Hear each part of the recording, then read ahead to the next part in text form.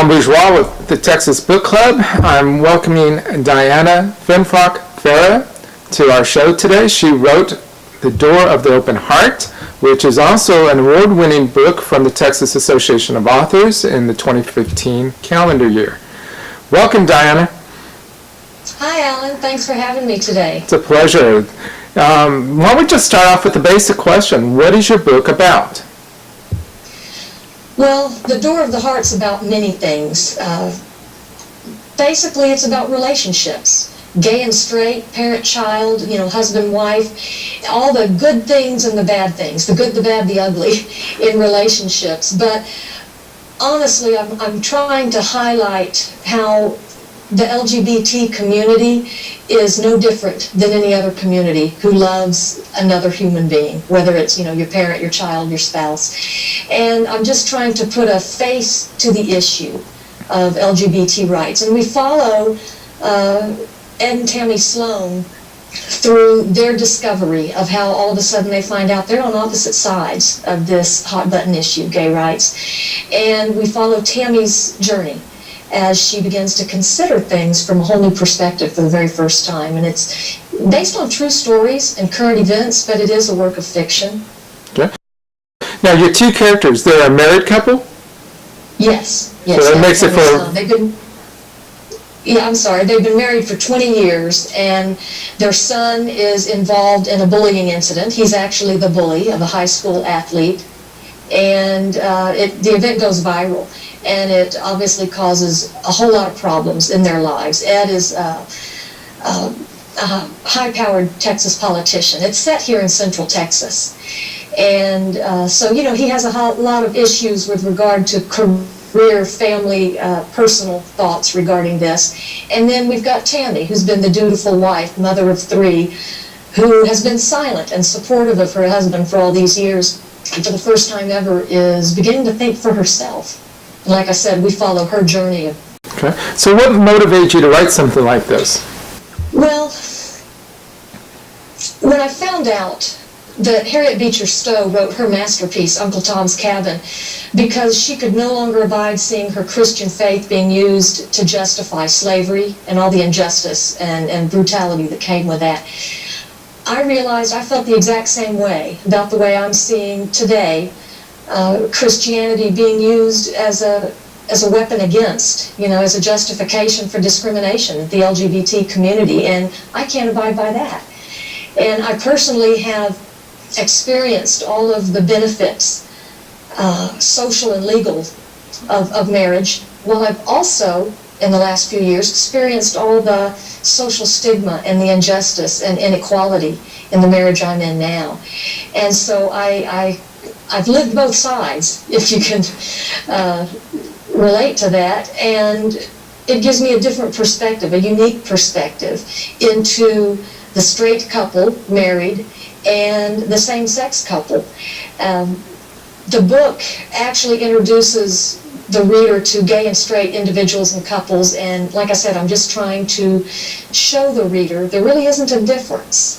I don't tell the reader what to believe, but by introducing them to people and such situations, true stories, I'm hoping that they will, their hearts will soften.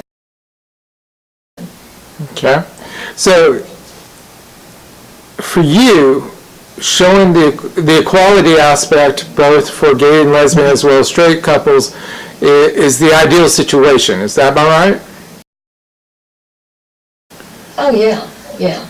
I hate the way we meaning society as a whole, are more interested in looking at our differences and trying to find differences, and therefore oftentimes fear them, than we are in looking for our common ground.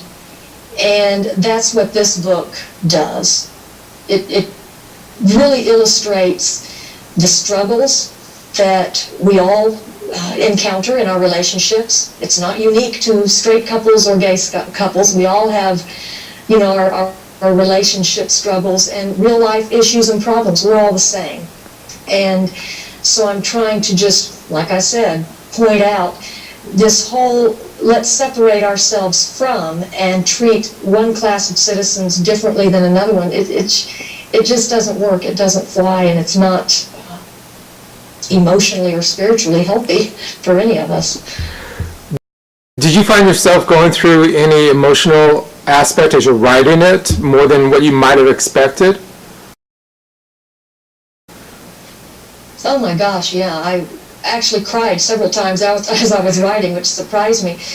But it's a very emotional read. I get into, real feelings, real struggles, some of them that were mine and that are mine, some of them friends, family members, people I've talked to.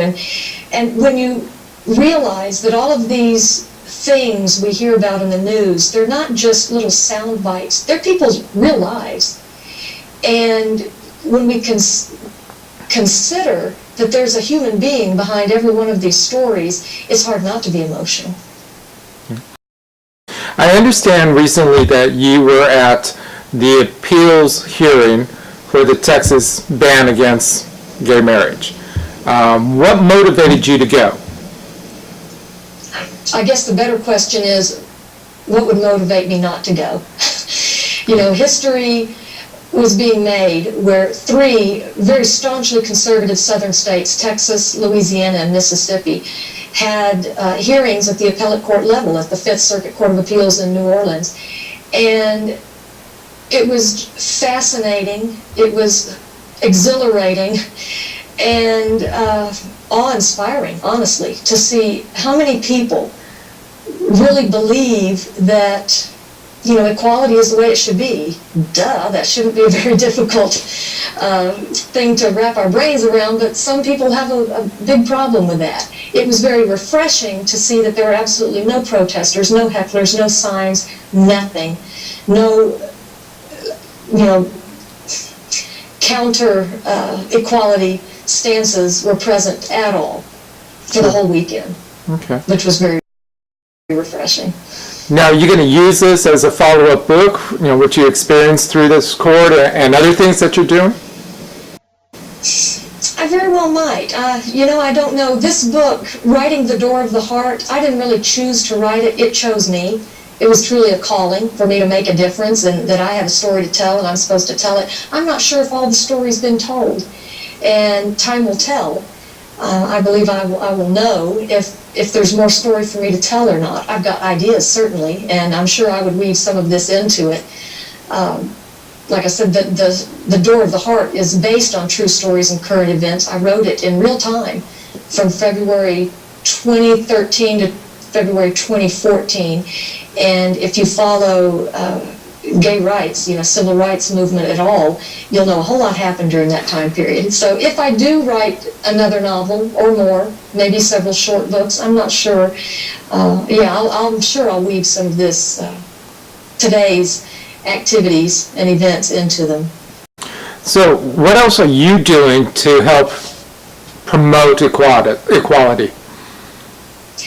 The number one thing I'm doing is being as open as I can in who I am, who I'm married to, and the life that I live. And I encourage everyone to be open, because it's when our neighbors, our family members, the people we work with, the people we go to church with, when they see who we are and we're not a threat, that's the biggest thing we can do to help equality. Just be yourselves. So that's number one. But as far as being involved with organizations, Equality Texas is a fabulous organization that I've contributed to and trying to give my time to. They're huge with regard to working toward equality for all Texans. And the HRC, I'm wearing my little HRC shirt right here, nationwide. The HRC, you can't beat that organization. Okay. Now, as far as your characters are concerned, which one was more of a challenge to write than the others? Oh gosh, that's hard. I guess I would say Absalom. He's the antagonist in the book. And quite frankly, I couldn't come up with a vitriol that I knew he would say, the attitude he would have. So I got my inspiration, you're going to love this, through the letters to the editor of the Dallas Morning News. Every morning the paper would come out. Before I could hardly even get it in the door, I had scissors in my hand cutting out. And truly, that is where I came up with a lot of Ed's opinions, his justifications, his ugliness, straight out of the letters to the editor. Kind of sad, isn't it? Yeah, it's scary. It really is. But Yeah. it's a good source. With that stuff. Yeah, and I couldn't come up with that stuff on my own. So I guess you could say he was the most difficult for me because he's the one we're trying to win over. So, the Eds of the world. Okay, now, knowing that you created that character based on reality, okay, did it also help you to find better answers or better responses to those comments, those thoughts, those feelings that are out there? Well, I guess what I've learned through personal experience and through getting to know Ed Sloan and through my writing is that lowering ourselves to a level of name-calling and using the pronouns they and us doesn't benefit anyone. We need to work more on kindness, understanding, and the we, and the ours, and all of those pronouns that mean we're together as a society. I just don't think that creating more polarization helps in any way.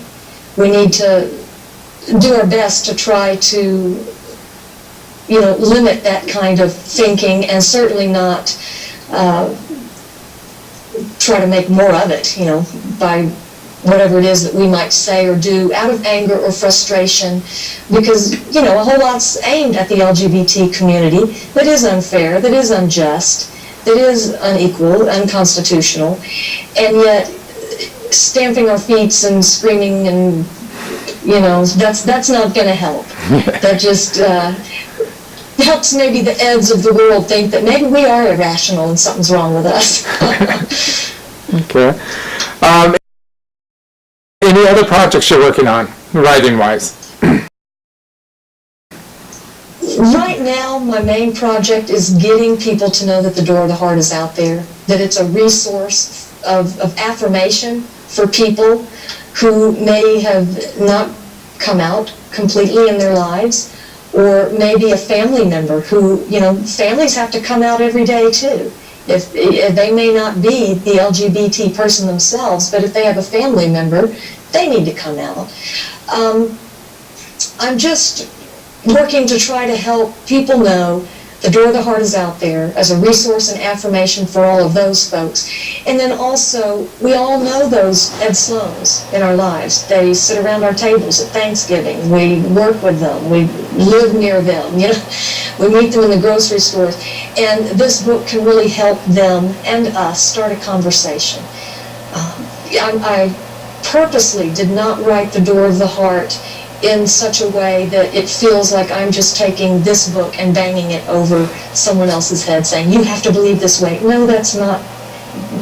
Everyone is entitled to their beliefs, but everyone is also entitled to equality. So a roundabout way to answer your question, what I'm involved in right now is doing everything I can to get the word out there that the Door of the Heart is here, and it's a good read. It's a necessary read for everybody, gay or straight, young or old, doesn't matter.